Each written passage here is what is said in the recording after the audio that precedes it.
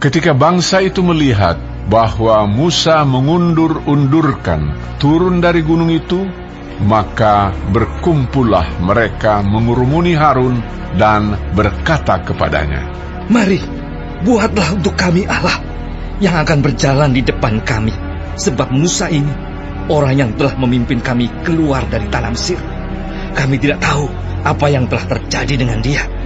Lalu berkatalah Harun kepada mereka, "Tanggalkanlah anting-anting emas yang ada pada telinga istrimu, anakmu laki-laki dan perempuan, dan bawalah semuanya kepadaku."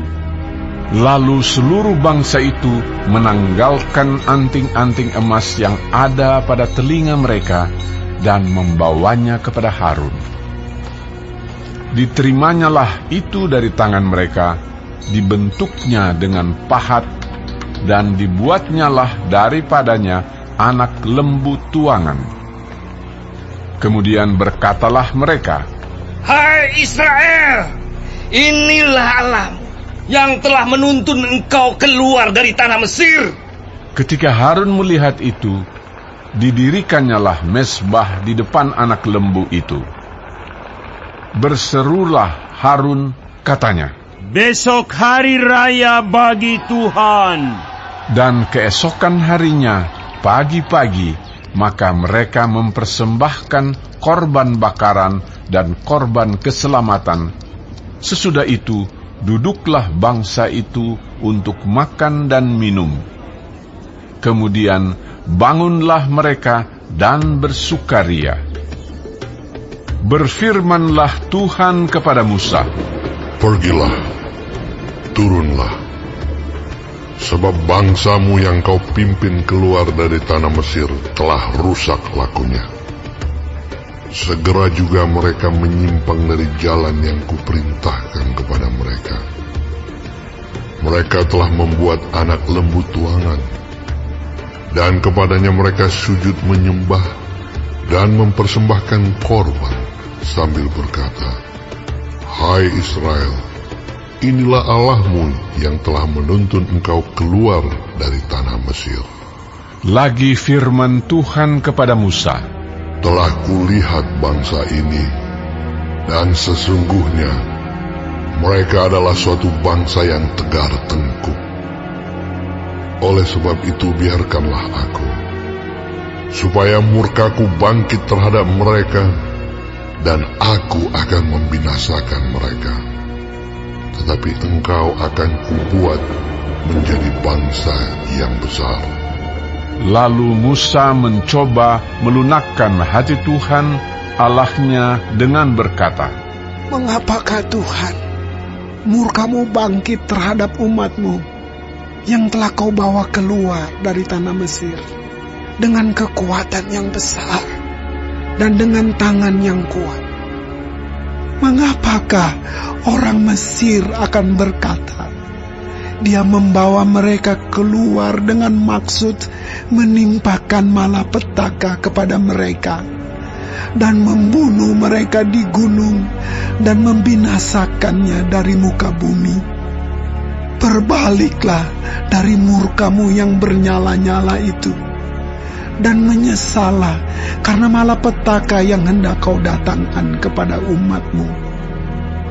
Ingatlah kepada Abraham, Ishak dan Israel, hamba-hambamu itu, sebab kepada mereka engkau telah bersumpah demi dirimu sendiri dengan berfirman kepada mereka, Aku akan membuat keturunanmu sebanyak bintang di langit, dan seluruh negeri yang telah kujanjikan ini akan kuberikan kepada keturunanmu, supaya dimilikinya untuk selama-lamanya.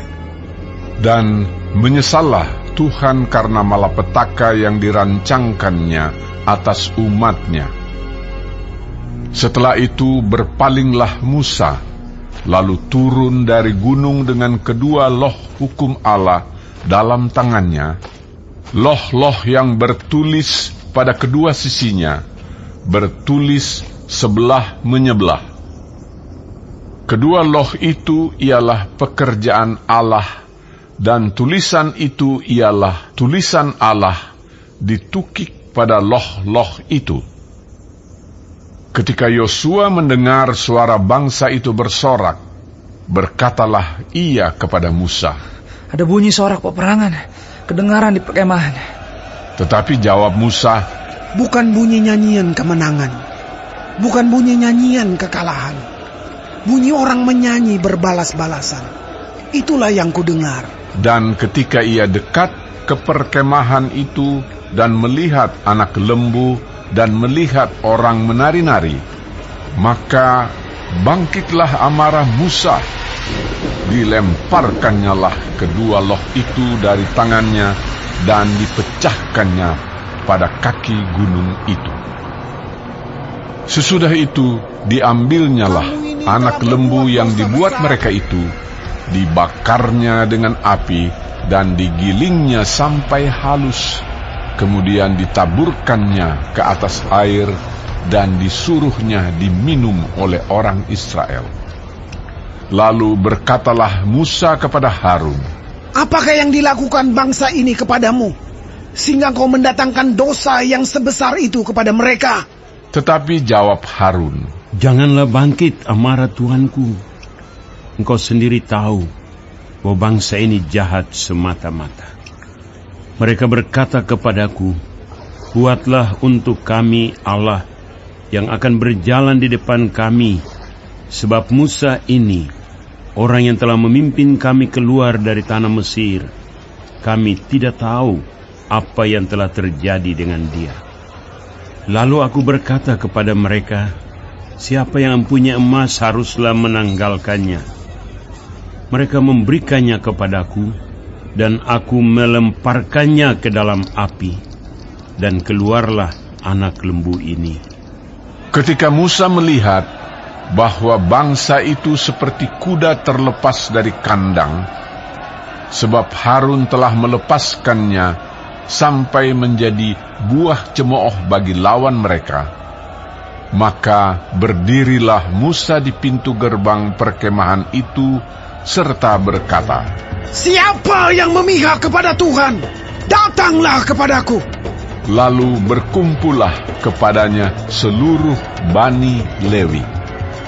Berkatalah ia kepada mereka, "Beginilah firman Tuhan Allah Israel. Baiklah kamu masing-masing mengikatkan pedangnya pada pinggangnya, dan berjalanlah kian kemari melalui perkemahan itu, dari pintu gerbang ke pintu gerbang. Dan biarlah masing-masing membunuh saudaranya dan temannya dan tetangganya."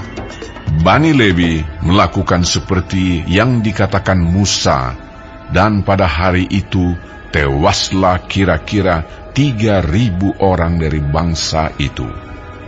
Kemudian berkatalah Musa, "Baktikanlah dirimu mulai hari ini kepada Tuhan, masing-masing dengan membayarkan jiwa anaknya laki-laki dan saudaranya, yakni supaya kamu diberi berkat pada hari ini."